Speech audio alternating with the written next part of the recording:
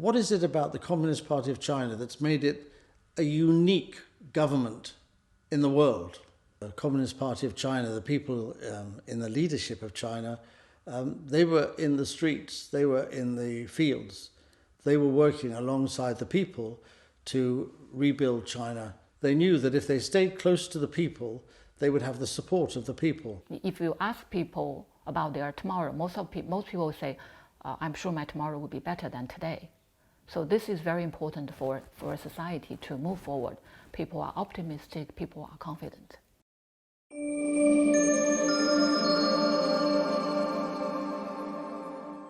It's hard to truly and fully understand a country without first understanding its political system and development approach.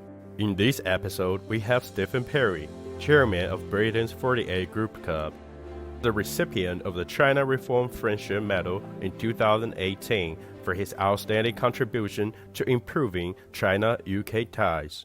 1921, 13 people formed the Communist Party of China. 28 years later, Chairman Mao stands up in Tiananmen Square to announce the People's Republic of China. 28 years. I mean, it's incredible. And yet, in 28 years, the Communist Party of China was able to lead the new People's Republic of China. Just think about that.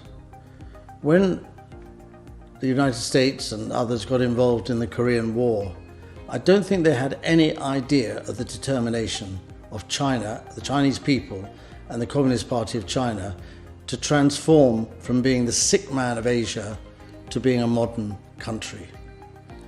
It's, I think you come back to two things. One is the history of the Chinese people. It's inherent in the Chinese people to work hard, to prepare for the future, to look after your parents, to look after your children, your grandchildren, to look after your neighbors. It's inherent in the Chinese. It's inherent to be innovators and the forefront of science, to study hard, to work hard. Alongside those natural characteristics that are contained in Confucius and other great theorists of Chinese philosophy is the advent of Marxism. Marxism was something they realized they could use to the advantage of China. People say, well, what use is a couple of Germans in the problems facing China? Well, they understood it, they read it, they understood it, and what they saw was that it was the mechanism by which they could use their ideas to transform China. And so they used the mechanism of the party, the mechanism of transformation of the economy, the scientific method. Very, very effective people. On the one hand, people's perception towards China sometimes, or quite often, is influenced by international media, for instance, Western media, or books or novels.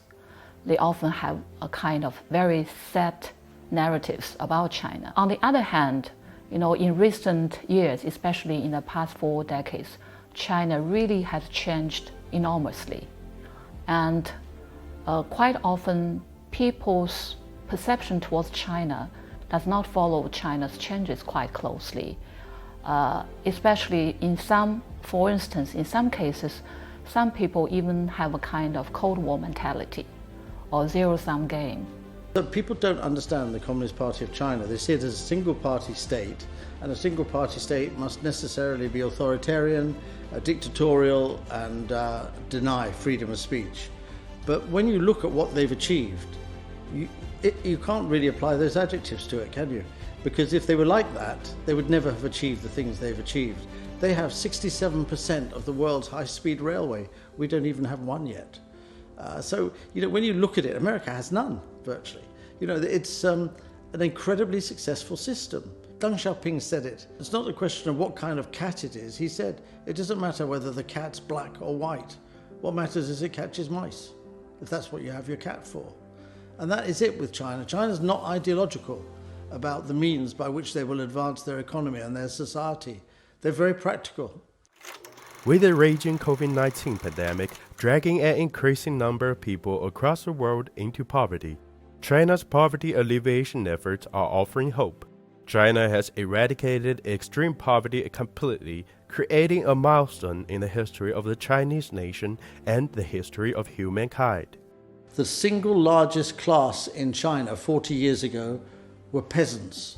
Over 85% of the population of China were impoverished peasants.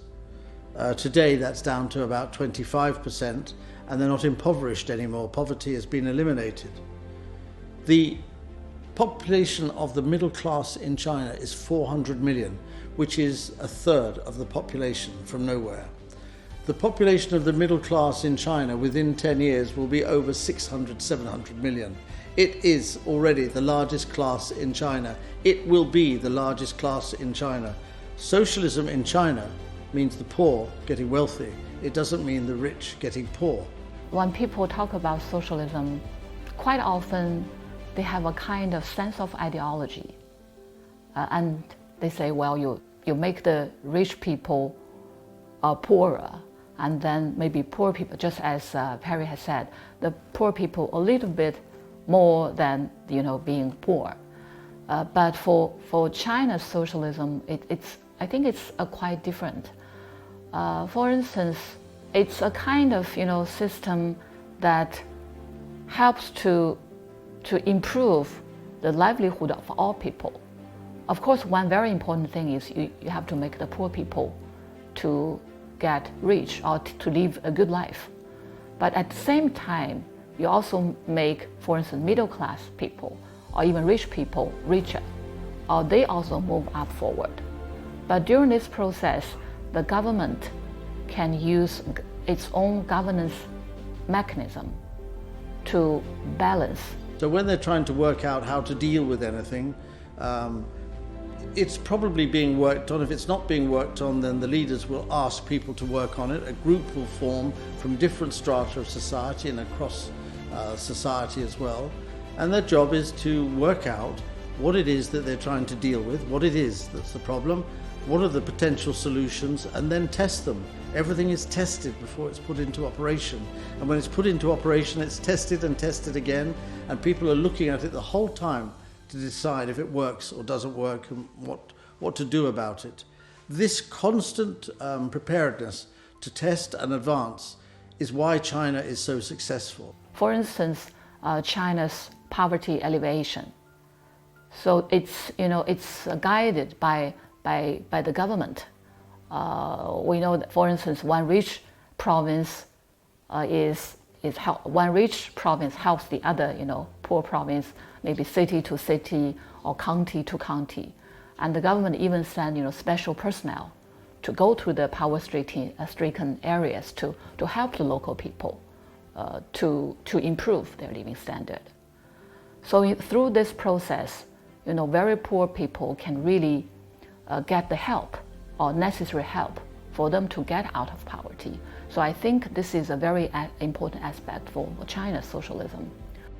It's inevitable that we talk about the different mechanisms that are invisibly working behind socialism and democracy. Different people might have different interpretations of these two words, and most of the misunderstandings might just derive from that.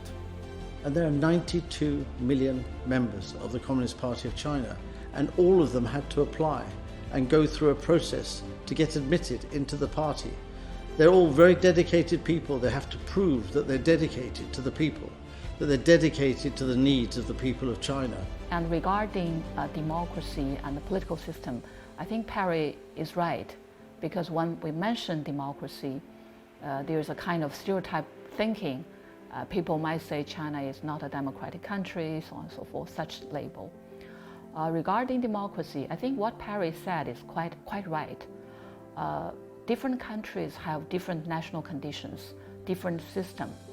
For political system, I think the most important thing is you have to find out a way suitable to your own history, national condition, and your own needs. So that's very important. And if you ask the question, do the Chinese spend their time saying we're hedonistic, we're selfish, we're drink too much or anything like that? No, you never hear the Chinese talking about us. They don't want to run our lives, they don't want to run our countries, they don't want to run us down. But in my experience, I don't sense on a day-to-day basis that it's authoritarian.